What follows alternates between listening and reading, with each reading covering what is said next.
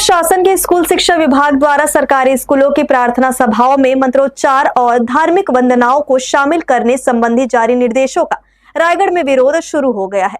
अल्पसंख्यक समुदाय और विभिन्न सामाजिक संगठनों ने इस आदेश को संविधान की धर्मनिरपेक्ष भावना के विपरीत बताते हुए कलेक्टर के माध्यम से मुख्यमंत्री और राज्यपाल के नाम ज्ञापन सौंपा है।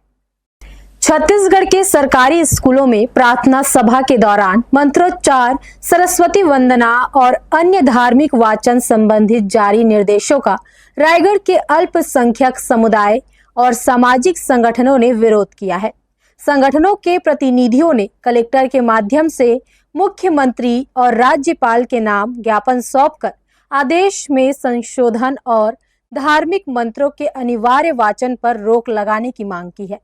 ज्ञापन में कहा गया है कि भारत एक धर्मनिरपेक्ष राष्ट्र है और सरकारी शैक्षणिक संस्थानों में किसी एक धर्म विशेष से जुड़े मंत्रों या प्रार्थनाओं को अनिवार्य रूप से शामिल करना संविधान की मूल भावना के विपरीत है।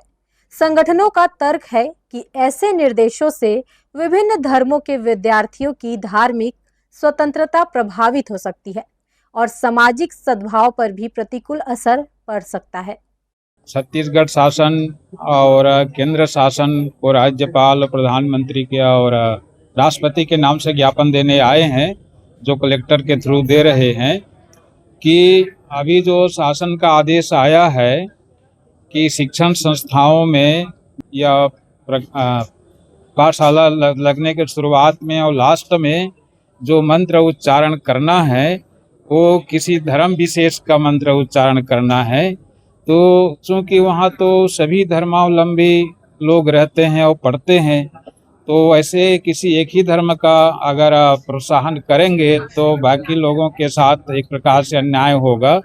लेकिन अहम बात तो ये है कि हमारा जो संविधान है, भारत का संविधान, उसके अनुच्छेद 28(1) और कंडिका 3 के तहत यह स्पष्ट निर्देश है कि जो शासन द्वारा शासन के निधि से जो संचालित हैं शिक्षण संस्था, उसमें किसी एक धर्म का शिक्षा नहीं दी जा सकती। अल्पसंख्यक समुदाय के प्रतिनिधियों ने संविधान के अनुच्छेद 28 का हवाला देते हुए कहा कि राज्य द्वारा संचालित शैक्षणिक संस्थानों में किसी विशेष धर्म की शिक्षा या धार्मिक गतिविधियों को अनिवार्य नहीं किया जा सकता।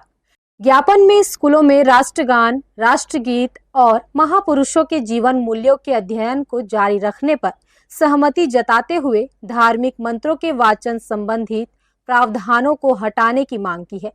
संगठनों ने राज्य सरकार से आदेश की समीक्षा कर सभी वर्गों की भावनाओं और संवैधानिक मूल्यों के अनुरूप संशोधित दिशा निर्देश जारी करने का आग्रह किया है।